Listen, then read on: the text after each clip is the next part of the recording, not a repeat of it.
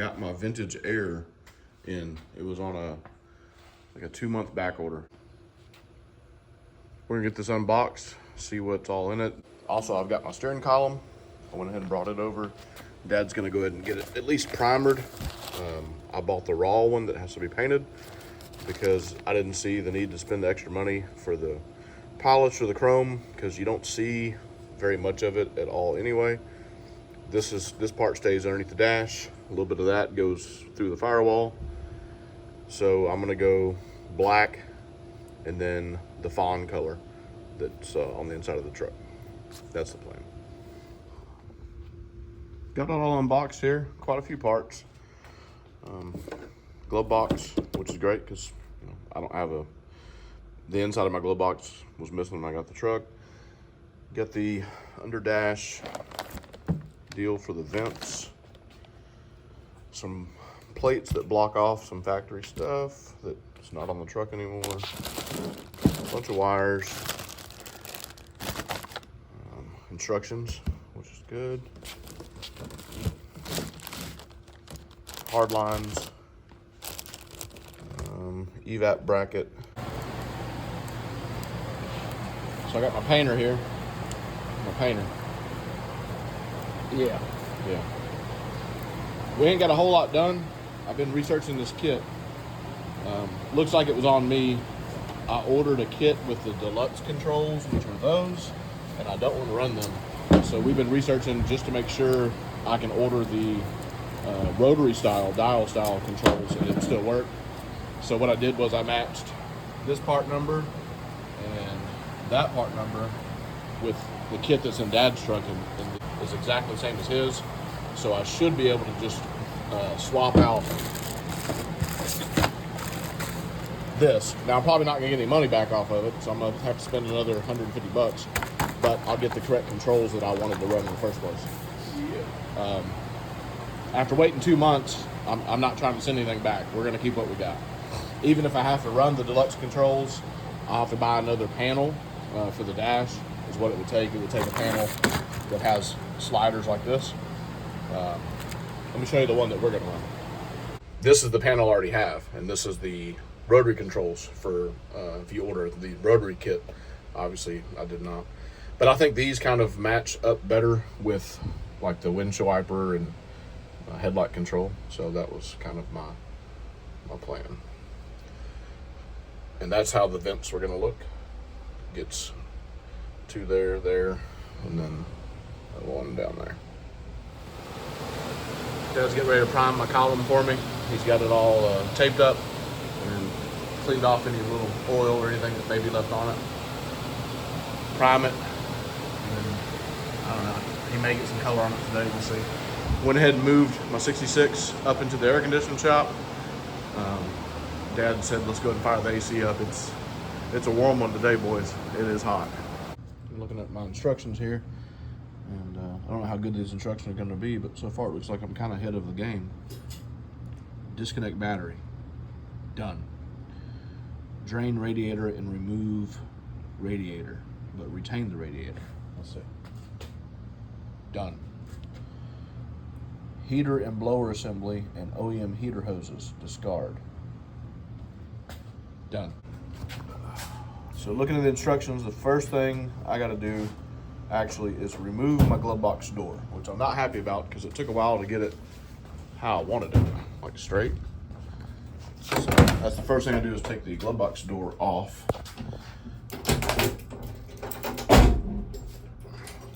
Which is just 4 screws. All right, glove box door's been removed. Dad said to go ahead and remove the ashtray too, just to give myself a little bit more sight to see, so it comes off real easy. I went ahead also and I mounted the module for the Texasspeed wiper kit. We did that a couple months ago. Still got to tidy up the wires, but I wasn't gonna start zip tying wires up yet until we got the vintage air kit in. So it looks like now I got plenty of room.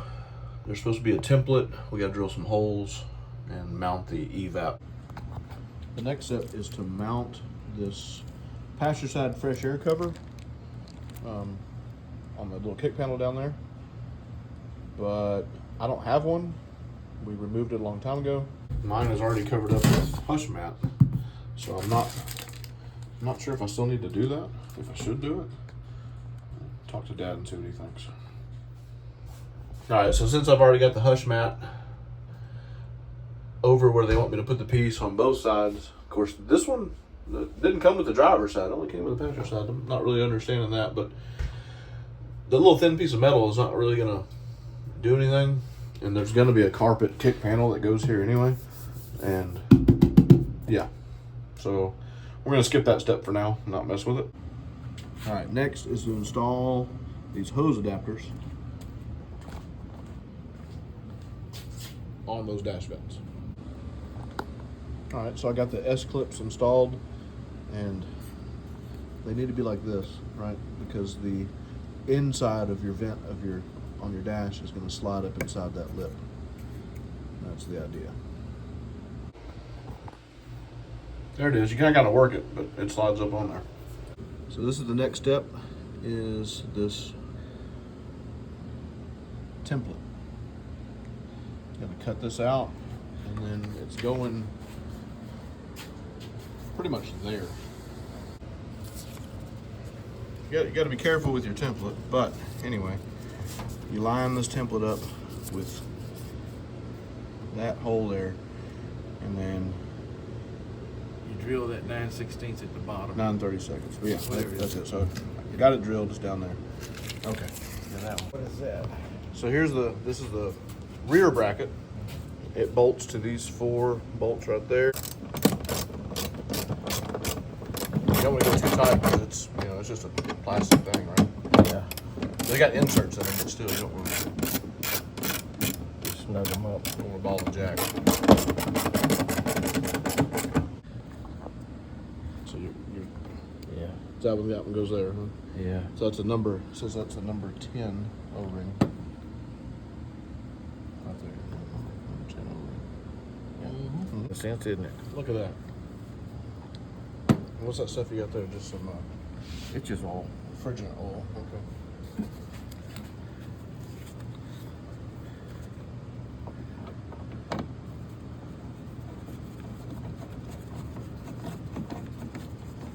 Well, the question is, why couldn't they have all this already done?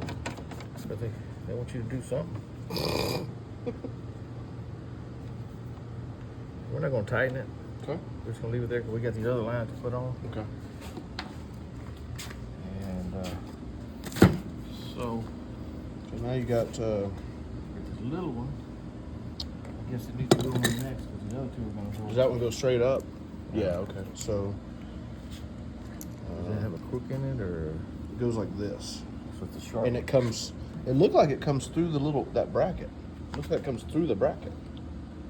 So if it makes it up, it'll give these 2 will go around it. Okay, like that. Huh? Oh, it kind of. Does it sit on top of the bracket almost? You're saying like this? Yep. That's it. That's Okay. it. All right. That's exactly what it shows. It goes like this, turns there. Yeah, it's pretty cool. The stuff was under pressure. I guess they do that for them. So we took one thing off and it was all like Dad did. And then the noise. Okay. This gets the little guy. All on him.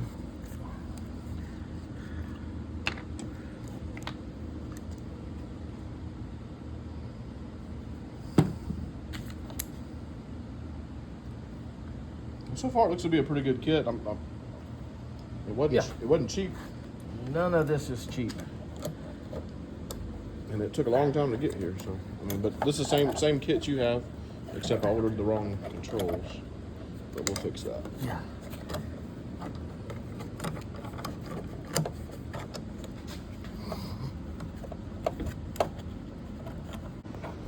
So these 2 look the same, but they're not the same. Got a little bit different bend in it. One goes underneath the rear bracket, just like that, and the other one just goes right next to it. And it's a good idea to do one at a time so you have room to, I guess, to tighten them up. Might as well go ahead and tighten them up, I guess. Yeah, I need to back up on that. Make sure this is straight coming out of the unit, because you want them to come straight out of that firewall. Yeah, it looks pretty straight. This is the last time you can ever tighten them. Okay. should do it with that.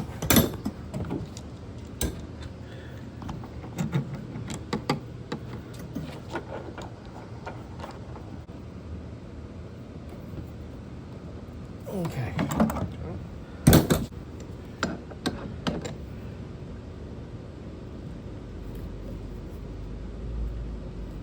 Okay. We got how many of these? So on the suction line, you got to install this press tape that it comes with. And let me tell you something, you better be ready. You better be ready with that. That's all I'm going to say is you better be ready. Yeah. Yep. You better be ready. Yep. So what you end up using is the one hole that was here, and then the one that we drilled there. So I'm gonna get inside and hold this up. There's a spacer that I gotta put. There'll be a spacer that sits, what am I looking at? Yeah, spacer is gonna go here, and then the bolt goes through that. And then you have to drill these out inside the truck.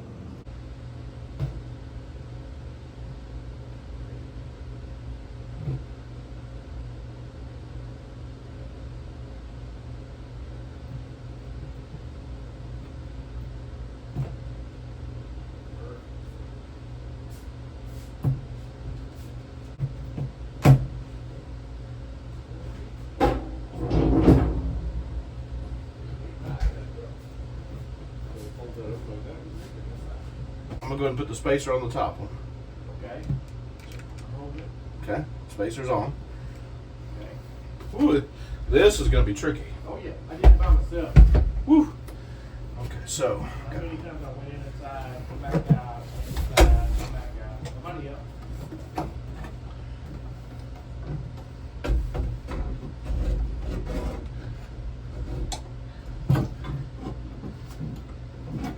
Get the pipe coming through. All right, I'm close. Yeah.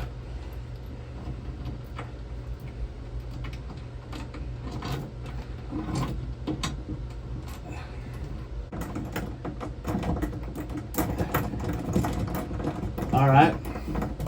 Okay. Okay. We're okay. Now what do you do to the top one?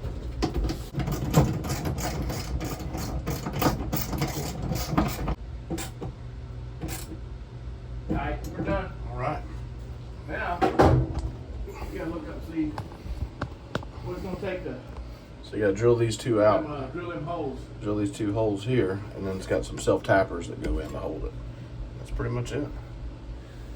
It don't take up too much room. All right, so you end up using a 3/16 drill bit. Drill those two out while you pick up on it. Throw them self-tappers in there, and that's it. So Then you got it. it's done, mounted. So we're looking at Dad's drain line. His is going straight down right there. Sucks you gotta drill more holes and everything, but that's what it says to do. I don't think mine has that little 90 like yours did. Yeah, you got it. Okay. Anyway, I wanted to look at his because you don't want it dripping on your header and cracking your headers, because it actually will crack over time, I'm sure. It was stainless steel. Yeah.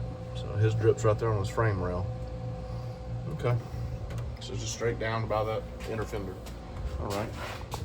So the next thing they wanted you to do is drill more holes in your firewall, which there's already plenty. So I was kind of against it.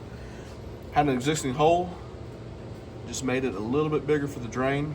It's gonna work perfect. So there's the evaporator drain, comes off there. Got it running through there. Probably end up doing some black silicone or something just to seal off that hole. They barely give you enough hose, so I'm gonna end up getting longer hose. And I'm gonna extend it down past that frame rail, in between the gap between the inner fender and that frame. And Dad's lining up a little plate here for that. It goes through some existing holes, which is cool. You ain't gotta drill more holes in all your stuff, so that works out. Good kit. Yeah, it's coming together really good. Got a plate that goes there. Okay. They recommend silicone on that one.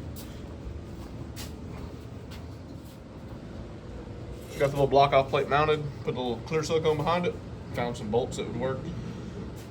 I think you're supposed to retain your factory bolts that hold the heater assembly on, but I think most of ours were stripped on this one. so they went in the trash.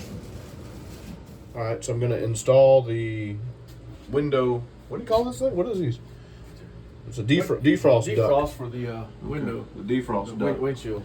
So the short one goes from here to there, there to there. The long one is going to go from there to there. Of course, you got to cut it. So I'm going to cut the short one first and then go from there. All right, got the short one on. Now I'm going to do the longer one here. All right, got both of them hooked up. I went ahead and put a zip tie on these top ones.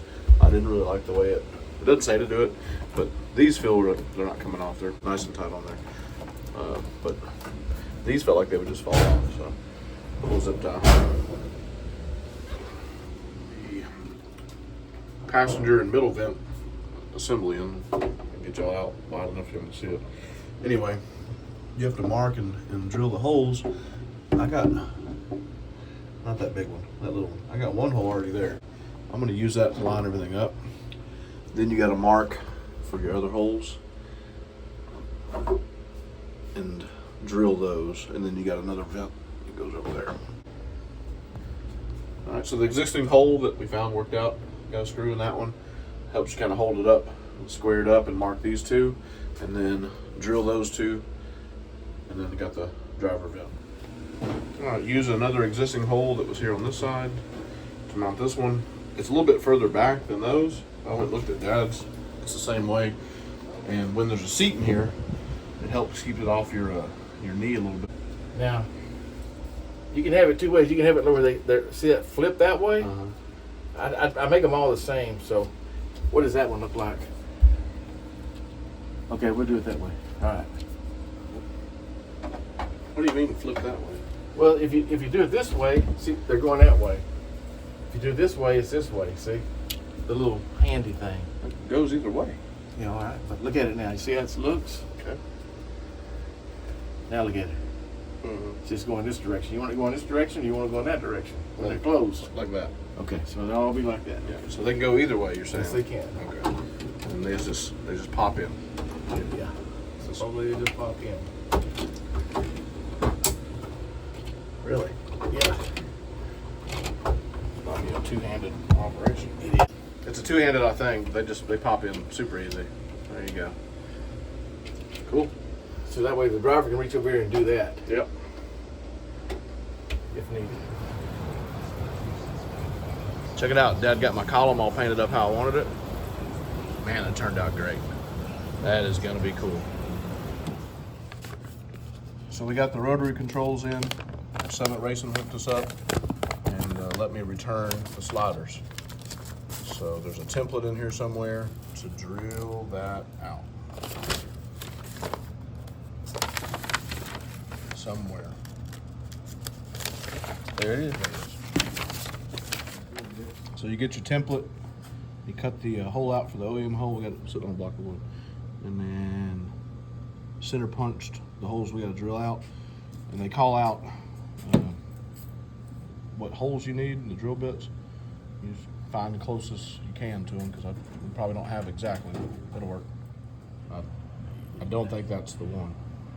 It might be too big. Yeah.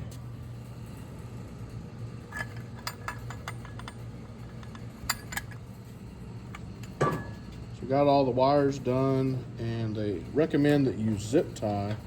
Zip tie right there. So they don't. Out of here, man. Weird.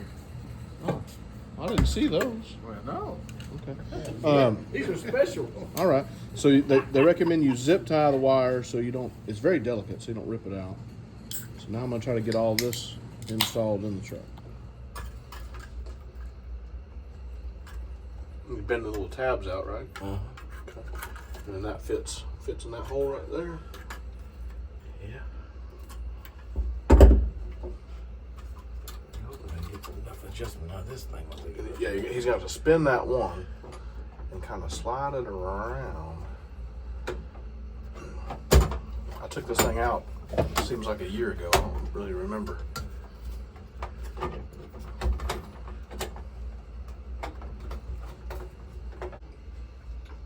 So we got the plate sitting pretty good. Took a little bit of time to get it kind of, see, it's got that little gap right there. It's bent a little bit. Y'all remember how bad this dash was? I think it's good enough. Got all the knobs on. Everything seems to work like it should. So that'd be like max fan, low fan or off. Then you got your mode switch, right? So you got vent and defrost and all that stuff. And then you got hot and cold. So next is just gonna be, let me get this glove box out of here.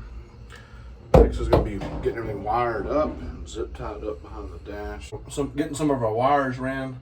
I used an existing grommet I had for the windshield wiper squirter motor, and you end up kind of taking the thing apart a little bit. Here's what we got. Come out there. We'll put these bare ones in loom, obviously, but Dad's gonna put this thing back together. So this is what you take apart, so you don't have to put a big old hole in your dash. All right. Yeah. Now we go back together like that. All right. So this purple wire, they call violet, whatever, goes to run on your 12-volt ignition. This tan wire wouldn't be used unless your switch panel is backlit, and my switch panel is or control panel, whatever you want to call it, will not be backlit, so I don't need that one. This will need to get mounted somewhere, and the orange and yellow are not used. I need to figure out this gray one. Okay, the gray one is only used for programming and controls if you had some type of digital control panel. So we don't need the gray one either. So far, this one needs to go on the other side over there. These are gonna plug in somewhere up in here. And then the control panel itself is gonna plug in here. The only part that was confusing me, this plug here was in a separate package, and this controls the heater control valve, and the end of it has this little plug which matches the plug on the heater control valve. So this needs to go through the firewall as well, and then we have a ground. Everything else looked pretty easy. These plugged in. I got these two to plug in. It's not that hard. Okay, so I'm out of my relay, kind of in a hard to get to spot, honestly, if I ever need to get to it, but hopefully I won't ever need to get to it. I just backed that one screw out that holds the evap top bracket, put it back in. These are the wires here that won't be used, so I'm probably gonna end up just putting a heat shrink around them just to be safe. Everything else gets plugged in, and I'm gonna kind of zip tie it up out of the way. Here, everything's plugged in. Just gonna tidy it up with a couple zip ties. That wire goes to ignition on source. That's still for the wiper stuff. Still gotta tidy that up with some zip ties as well. I'd like to go ahead and run the vent hoses too, but I may wait for the column to go in. Not sure. I think that's gonna do it for us today. The last thing I kind of need to do in here for the vintage air portion of this is to hook the vent hoses up to the dash vents here. But I'm gonna go up and over the steering column with this vent. The steering column's done, it is painted, looks great as y'all seen, but there is a little rubber grommet deal that goes, let's see, somewhere. Well, hang on, I'll show you.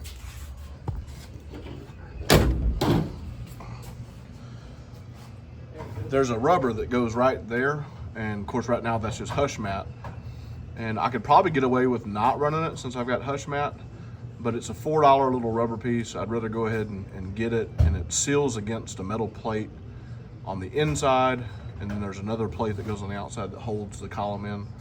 Then there's a few more bolts that go through the dash. And looking at Dad's truck, the way he did his vent hose, he went up and over the column like I was saying. So I think it makes sense to put the column in, then run the hose. I'll order that rubber piece. Some of that stuff takes forever to get. I doubt I get it this week, but we'll see. If I get it this week, put the column in, put the vent hoses on, and then that part of the build will be done. I did order the Dakota digital gauges. They will be here this week, and that'll take care of a lot of the stuff that we got going on here and allow us to finally kind of tidy everything up and zip tie. I've got the vintage air stuff's all done. It's clean, it's neat. This was more of a fight than I thought it would be, but the glove box is in.